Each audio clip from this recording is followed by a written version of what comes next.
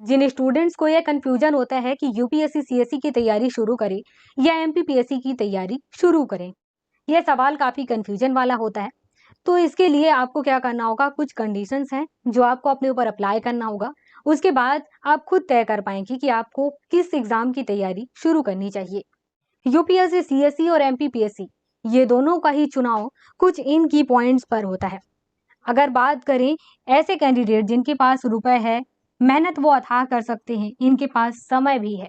ऐसा नहीं हो कि वो 30-35 का एज कंप्लीट कर चुके हों। उससे पहले की बात की जाती है कि जिनके पास समय मतलब कि 21-22 की एज वाले हों। इसके अलावा देश में कहीं पर भी वो सेवा देने को तैयार हों, मतलब कि उनको कहीं पर भी पोस्टिंग दे दो, इससे फर्क नहीं पड़ता है, उनको सेवा देने से मतलब हो।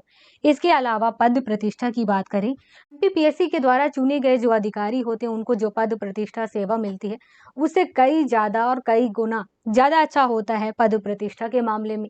इस वजह से भी लोगों का जो रुझान है, या यूं कहो कि लोग जो ज्यादा इंटरेस्ट रखते हैं वो यूपीएससी सीएससी के लिए रखते हैं।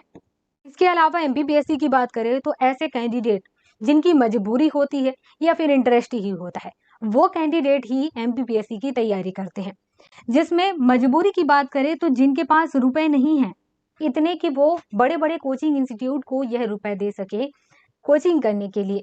इसके अलावा मेहनत के लिए भी ये होता है कि एमपीपीएससी में यूपीएससी के मुकाबले या यूपीएससी सीएससी के मुकाबले कम मेहनत करना होता है। इस वजह से भी लोग एमपीपीएससी को चुनते हैं। कुछ कैंडिडेट्स ऐसे भी होते हैं जो कि 28 से 30 के एज में यह सोचते हैं कि हमें एमपीपीएससी की तैयारी शुरू करनी चाहिए या यूपीएससी की। यहाँ पर ऐसे कैंडिडेट जिनकी एज 28 से 30 हो चुका है, तो वो लोग भी यहाँ पर फिर एमपीपीएससी को चुनते हैं क्योंकि उनको पता होता है कि यूपीएससी सीएससी में मैक्सिमम जो एज है वो 32 है। उसके बाद आपकी कैटेगरी के अकॉर्डिंग एज रिलैक्सेशन है। यहाँ पर ऐसे कैंडिडेट भी फिर एमपीपीएससी को चुनते हैं। यूपीएससी एंड पीएससी के द्वारा जितने भी एग्जाम कराए जाते हैं जिनमें हिस्ट्री से रिलेटेड क्वेश्चन पूछे जाते हैं, उन सभी के लिए NCERT one for all Oswal books ने तैयार किया हुआ है। ये काफी अच्छा है सभी स्टूडेंट के लिए।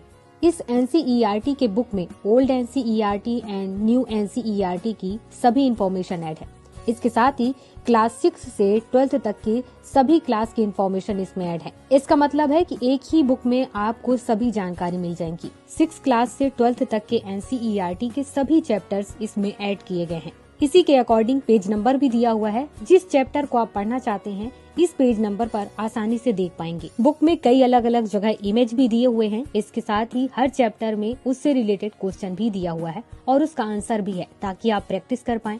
इसके साथ ही यूपीएससी के कई अलग अलग एग्जाम में इससे रिलेटेड किस टाइप से क्वेश्चन पूछे गए हैं तो प्रीवियस ईयर के क्वेश्चन भी इसमें ऐड किए गए हैं।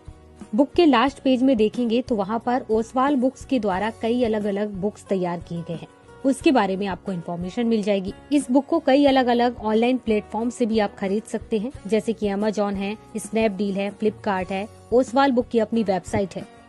इसके अलावा कुछ और भी रीजंस होते हैं कि हमें देश में कहीं पर भी सेवा नहीं देना है, हमें अपने राज्य में ही रह करके सेवा देना है, तो ऐसे कैंडिडेट फिर एमपीपीएससी को चुनते हैं। अब बात करें पद प्रतिष्ठा को लेकर के तो हाँ, यह होता है कि यूपीएससी सीएससी के मुकाबले यहाँ पर पद प्रतिष्ठा थोड़ा कम होता है।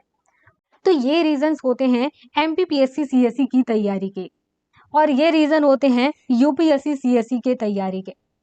तो यहाँ पर इन चीजों को सोचना होगा आपको कि आखिर आपकी तैयारी के लिए क्या सही होगा। आप ये कंडीशंस पहले देखें।